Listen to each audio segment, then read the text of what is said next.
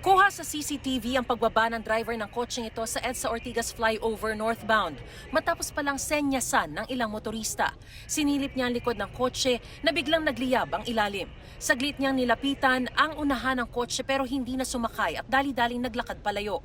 Habang ang kotse kita sa CCTV na umaandar habang nagliliyab. Ilang saglit lang dumating ang ilang bombero para apulahin ang apoy. Habang umalalay ang mga pulis sa mga motorista, lalo't na balot ng usok ang paligid. Naapula kalaunan ng sunog na tuluyang tumupok sa kotse.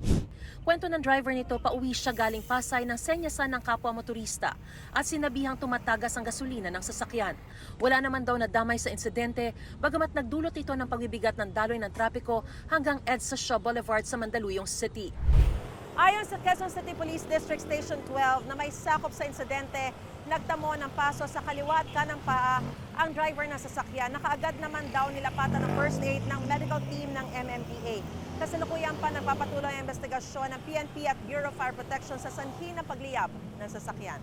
Ayon naman sa Automobile Association of the Philippines, tatlong pwedeng sanhi ng pagliyab ng sasakyan.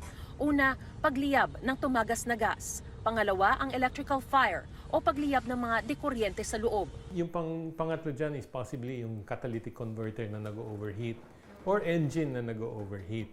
Kadalasan, ang vehicle fire is caused by a modification that is not proper. Parang gasoline fire ito dahil may gasoline trail siya habang gumugulong siya sa flyover at may gas fire talaga sa lupa, sa ground. Means to say a fuel line has leaked or even by mere gravity that the tank was emptying onto the road. And lumiyab na siya. Paalala nila, pag pumapalya o nangangamoy na ang sasakyan, huwag nang ituloy ang pagmamaneho. Dapat may presence of mind, itabi at itigil ng sasakyan. Dapat i-handbrake dahil delikado na may maaksidente pang iba. Kung marunong, apulahin ang apoy gamit ang fire extinguisher. Kung hindi, tumawag sa MMDA o Bureau of Fire Protection.